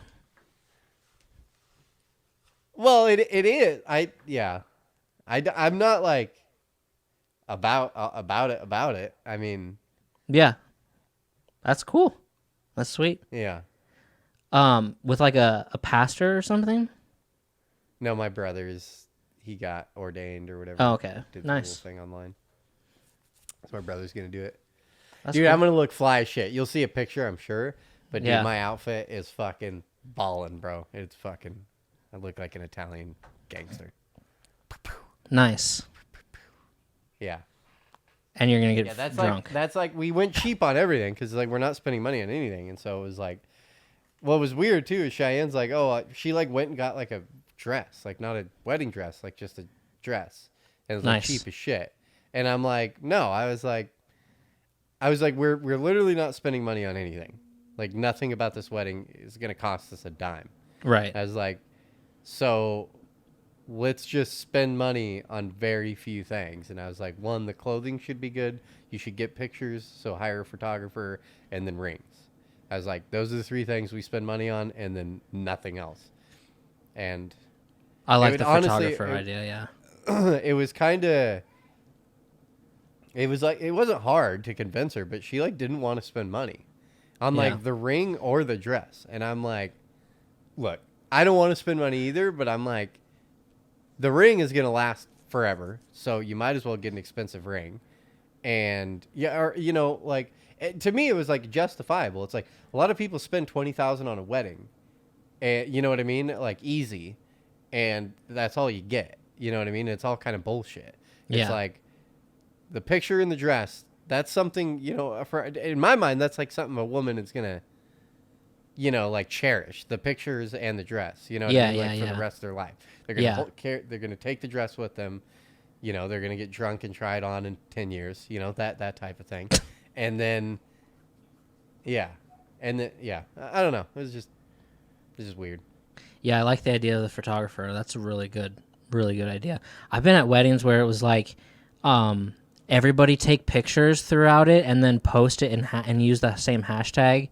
So then they would just download all of them that everybody took, and that's an alright idea. But I don't know. I like the idea of a professional photographer too. So you're not just getting shitty pictures; you're getting like really nice ones. Yeah, that's really all I want out of the wedding is. Yeah. I mean, not really, but it's like I want a good fucking picture. Yeah. And you're gonna be drinking, and you're gonna get shit faced. Well, that won't be in the photography because we're getting married at 8:00 in the morning. So. Oh, good. That's good. That's really good. Shotgun wedding, dog. Which that's like my favorite. That's such a good way to get married, dude. Yeah. First thing in the morning, and then you party all day. Yeah. Yeah. Nice, man. I don't have anything else. I had this whole deal about digging a tunnel, but yeah. You gonna dig a tunnel? No. So it was a Daily Wire thing. This dude was, I don't know, a bit off his podcast or whatever that they'd posted. But someone on Reddit. Okay, we'll talk about it. I wrote down that Pete Davidson and Kate McKinnon left SNL. And who? Kate McKinnon, who I do think she's funny. Kate She always McKinnon? played. Yeah, she always played Hillary Clinton. She's kind of like she's been in a bunch of movies too. She's funny. Yeah, she's all right. She's definitely like the staple of SNL right now. Yeah, so now SNL is nothing. Well, Pete Davidson fucking sucks balls. He's not funny. Hold on a second. Dad to the rescue. Oh my god. Someone is screaming and crying. Oh. Baby monitor was on and it was screaming. Jesus. I'm sure I didn't know if you could hear that or not, but okay. This is a Reddit. How can I get my boyfriend to stop digging his tunnel? So I know this is a weird question, but my boyfriend likes to spend a lot of his free time digging a tunnel on some property that he inherited. I haven't seen the full extent of it, but last I saw was it's remarkably deep under the surface. He spent roughly a year on it, and it's evident. The front of the thing is deep, wide, and well put together. At the front, which is the only part I've seen, he's got cement beams, electrical lights, even chairs, and a small table. I haven't gone into it, but it looks like the quality severely dropped as the tunnel went further, mostly becoming open dirt with some wood beams holding it up. My biggest concern is his safety. I'm really worried that he's going to dig too deep and it'll collapse on him or something. I've tried voicing this concern to him, but he just laughs it off and assures me that he'll be fine. Aside from safety concerns, there's also the fact that he doesn't really have a social life because of this thing. I'm pretty much the only person he still talks to outside of his job, and he doesn't go out and do anything anymore. It used to be that he'd occasionally head out and do some digging on the weekends, but now he spends almost all of his free time out there. He still comes home, but he barely spends any time with me, and I know that he isn't doing anything but digging that damn hole in the ground. Oh my god. This can't be good for his mental health, but I don't know how to convince him to stop. He's always really happy when he comes back from digging, which is why I haven't seriously tried to stop him before. But I was talking to a friend about him, and she told me that he might be going crazy. Obviously, I don't think he's insane, but I hadn't considered the mental health aspect of this, and I just don't know what to do. Oh my god. What? Jesus Christ, dude. She thinks he's cheating on her with his tunnel, and she's jealous of the tunnel. Dude, get your own fucking hobby. Jesus Christ. Yes, what would you rather he be doing? Going to the strip club every night? Like picking up prostitutes? And tying off in some fucking whorehouse? She's jealous of the tunnel. It's a great situation. It's like, why does he play that game so much? Like, what would you rather him be doing? You should be, and you shouldn't be telling the internet that your boyfriend is prepping for the upcoming apocalypse. This is a great thing. You should be out there helping him. Do you not think that this is a good sign of the differences between men and women is like that women just don't understand how healthy that could be? You know what I mean? Like, if I had a friend that was out digging a tunnel and like made that much progress, I'd be like, he's the most well put together guy I'm friends with. You know what I mean? Like he's got it down, and I guarantee he's perfectly happy. Like out there just loving life when he's digging that hole. It's just like this. That sounds great. Yeah, dude, he's probably strong. He's probably fit as fuck, and this stay in bed mom is just staying on the fucking couch and is she feels like she's being cheated on with the tunnel. Which, she wants more. She wants the amount of attention as the tunnel is getting. Which I get that. But, like, you should be out there helping. You want to spend time with your husband, get out there and grab a fucking shovel and start moving some dirt around. Dear God. Like, he spends all his time I do think it's funny, though, like, just we are so different. Because, like, you know what I mean? Like, a man, that's, like, a perfect job for a man. A man, like, needs a job. You know what I mean? Like, he has to go physically do something. You got to physically go do something to give you your self-worth. You know what I mean? Or, like, just something. You need to fill that void. Yeah. And women have like a totally different void, a more like mental, loving, caring, nurturing void, you know? Yeah, how dare they? Yeah, it's just weird. She needs a I thought dog that was or a fish or a hobby or something. Oh my god, that's crazy. I get that there's issues. I'm not saying it's a one-sided deal. He is spending like, I don't know, maybe a too much time with this tunnel, but this is a hobby. This is a fun thing to do. And it sounds like she would, I don't know. It sounds like a manageable problem. If he's out tying off with hookers and fucking doing a bunch of coke and doing whatever and gambling away their life savings and has a giant gambling problem, or he's like way overweight and unhealthy and killing himself, yeah, that seems like a harder problem to manage. He's out there digging a tunnel, like, I don't know. Yeah. Like when your parents would give you shit about you're doing something, it's like, you realize how much worse this could be. You realize what I could be doing, and you're mad at me because I haven't picked the clothes up off the floor. Like, you realize what I could be doing, right? Like, this is the best case scenario. This is like the easiest problem to deal with. I don't know. I think a lot of times women get jealous over men's ability to like have a hobby. Yeah, I do too. You know what I mean? Like, yeah, like I don't think women can understand that men can like literally just shut their brain off. I can like shut my brain off. You know what I mean? Like I can just be doing something that I enjoy and I'm not thinking about anything. As long as I keep building something, you know, keep fiddling with something. I can do it for 5 hours and literally have no thoughts. You know, not like a real thought. I'm literally thinking about what's right in front of me. I'd like to see this tunnel. I'd be scared of it collapsing too. I would stand at the entrance to the tunnel and look in and be like, that's pretty sweet. But I'm not going down to the end of it because I'm scared of it caving in. I wouldn't be fucking scared of it caving in. I'd be more concerned about oxygen. You know what I mean? Yeah. That would be a way. Yep. I remember he needs to have a canary down there. There's a fucking... I was listening to a podcast a few years ago, and it was like an informative podcast, like a history podcast. And they were talking about this tunnel in Canada. It's like this famous tunnel, or like this family on the east side of Canada back 100 years ago, 150 years ago. Someone had like thought that something was like buried down there. They were like, I don't know. I can't remember what they were looking for. But it was like this whole family spent like their life. And then like, Jesus, you know, they got investors involved and like dug for a few years and then it got canceled. And then this family moved into where this tunnel was being built and they kept going.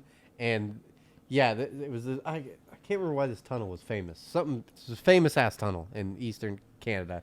But this family had been working on it. This tunnel's 20-year-old or 10-year-old tunnel.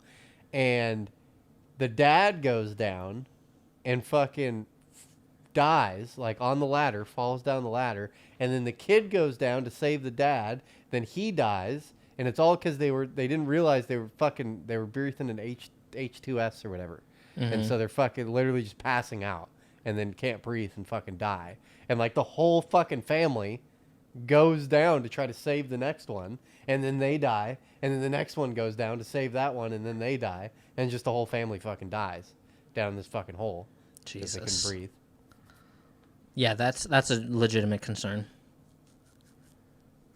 Yeah, it's just like if he does, you know, works all the time, 6 days a week, all this stuff, does everything, kid stuff, whatever, and like on Sundays just wants to watch football. And it's like, why does he love that football so much?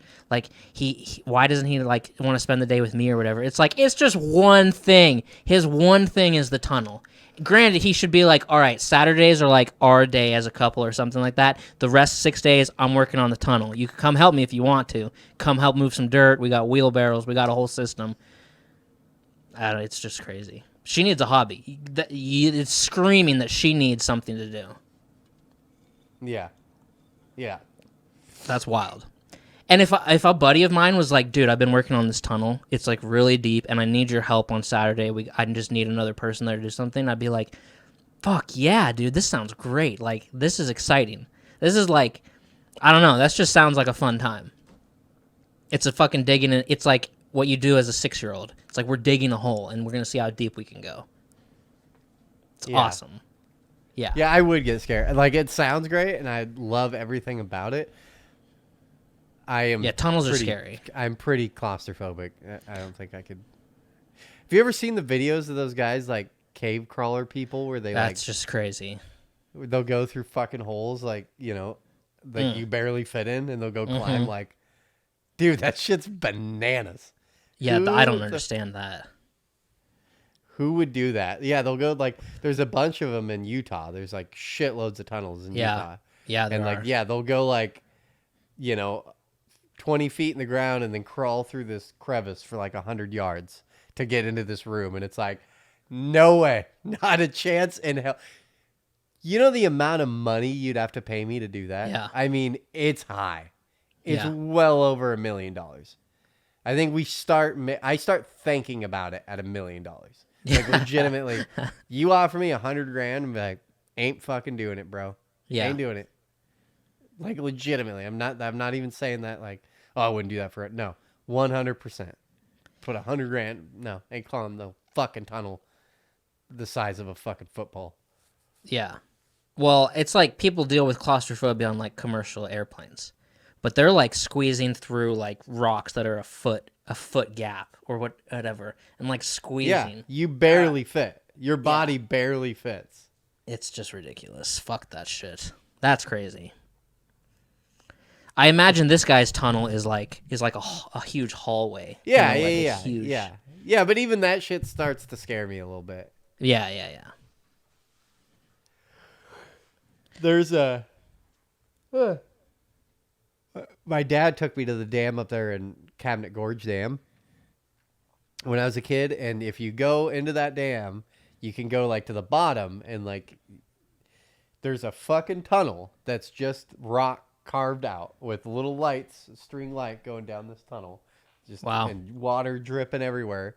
And what it is there's this tunnel there next to the dam, and as you walk through the tunnel, every like 50 feet, another tunnel goes down, and then it goes up, and there's a giant steel door with fucking nuts, like 3-inch nuts on it, like all the way around it. And that's, you can open up the side of the turbine, and you're like in the middle of the turbine, like where all the big donut, the bottom, there's like a donut. Yeah.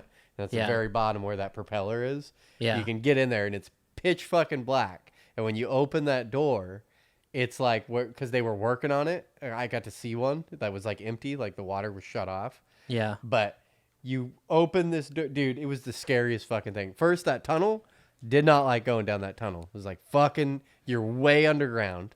And there's like a humming because it's fucking a dam, so it's like everything's Oh my god. And dude, then I stuck my head in that hole, and the hole is like dead center of that turbine, and it's like, dude, it's like 50 feet up and 50 feet down, and you're in a pitch black room, and you can hear like driplets, like water dripping off the ceiling and hitting water that's down at the bottom of this donut thing. Dude, it was the scariest room I've ever seen in my life. Wow. It was fucking terrifying. Pitch black, just ungodly black. You know what I mean? Because you're underground. There's no light at all. Yeah. But you could the light from down the tunnel is like shimmering in, and you can see a little shimmer of like water. It's like 50 feet below. It's like, dude, if someone like kicked you in there, it'd be the worst fucking day of your life. You know what I mean? I don't know. I didn't like it. I was like, we got to get the fuck out of here. I do not like this. I do not like this. And what if something breaks and water starts filling up in here? We need to get the fuck out of this tunnel. I'm not into this tunnel. Fuck that. Well, you ready? Yep. Episode 88, dog. Artlist We're almost to the 90s. Almost to the 90s. I mean, whether this happens or not, the chances are probably like 90% that it's going to happen. I'm working like 30 days straight in July. But I know you're going to be in Idaho for like half the month. July might just be a lost cause because Brad's brain is going to licensing reimagined. be worthless. Yeah, whatever's clever, man. But his bank account will be nice. So that's what we're doing for July. Hell yeah, dog. So. Well, rock and roll. We love you guys. Eric and Brad Show, episode 88. Till next time.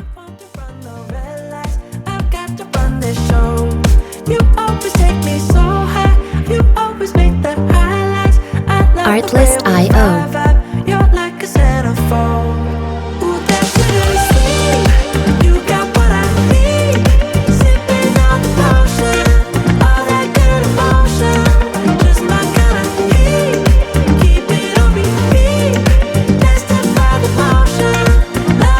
Music licensing reimagined.